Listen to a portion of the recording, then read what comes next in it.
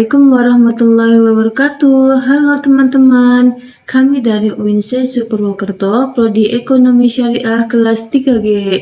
Pada kesempatan kali ini, kami akan membahas topik penting dalam ekonomi tenaga kerja, yaitu teori dan sistem pengupahan. Kita akan jelajahi pengertian, teori-teori, dan studi kasusnya dalam kehidupan nyata. Yuk simak sampai selesai. Pengupahan adalah imbalan seseorang atas jasa yang telah dilakukan kepada pihak lain. Itu bukan sekedar bayaran, tapi juga sebagai motivasi agar bekerja semangat dan produktif. Selain itu, pengupahan adalah bentuk penghargaan terhadap kemampuan dan tanggung jawab seseorang dalam pekerjaannya.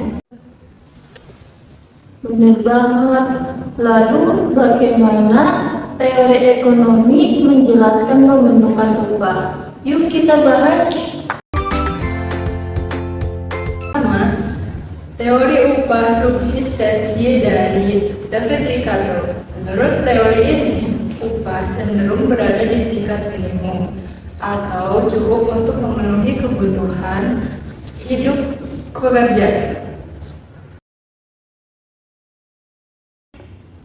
Yang kedua, yaitu ada teori produktivitas marginal. Semakin tinggi besar kontribusi pekerja, semakin tinggi pula upahnya. Yang ketiga, teori etika yang menekankan bahwa pemberian upah harus berlandaskan pada keadilan dan kemanusiaan. Dan terakhir, teori standar hidup yang menyatakan bahwa upah dipengaruhi oleh tingkat kebutuhan hidup masyarakat. Jadi, teori pengupahan ini membantu kita memahami mengapa upah bisa berbeda-beda di setiap daerah dan sektor. Sekarang, mari kita lihat contoh nyata dalam bentuk studi kasus. Di sebuah perusahaan konveksi terdapat 2 orang pekerja, di mana pekerja A mampu menghasilkan 30 pakaian per hari, sedangkan pekerja B hanya menghasilkan 15 pakaian per hari.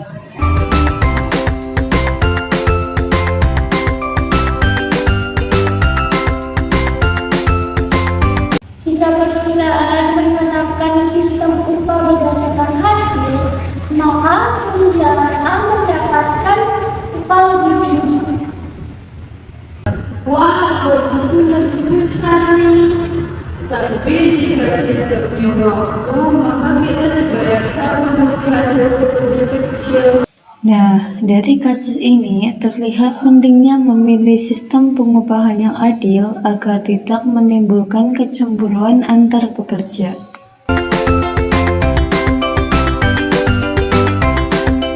Sistem pengupahan terbagi menjadi 3, yaitu sistem jangka waktu.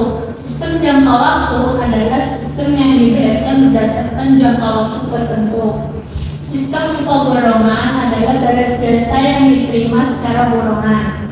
Sistem upah potongan adalah sistem jangka waktu yang dihasilkan jika hasilnya tidak memuaskan. Berarti segala sistem punya kelebihan dan kekurangan ya Bu. Misalnya nih, sistem waktu cocok untuk pekerjaan yang sulit diukur hasilnya, sedangkan sistem hasil cocok untuk pekerjaan produksi. Begitu nggak Bu? Betul sekali. Dari pembahasan tadi, kita tahu bahwa teori dan sistem pengupahan sangat berpengaruh terhadap kesejahteraan pekerja. Upah yang adil bukan hanya tentang nominal, tetapi juga tentang penghargaan terhadap kerja keras dan nilai kemanusiaan. Karena itu, penting bagi perusahaan dan pekerja untuk saling memahami hak dan kewajiban agar terciptanya hubungan kerja yang harmonis. Perusahaan di Indonesia dapat menerapkan sistem pengupahan yang adil dan manusiawi. Terima kasih sudah menonton video edukatif kami, semoga bermanfaat. Wassalamualaikum warahmatullahi wabarakatuh. Bagian presentasi dari kelompok kami, jika ada kesalahan mohon dibicarakan baik-baik, bukan malah pergi mencari yang lebih baik.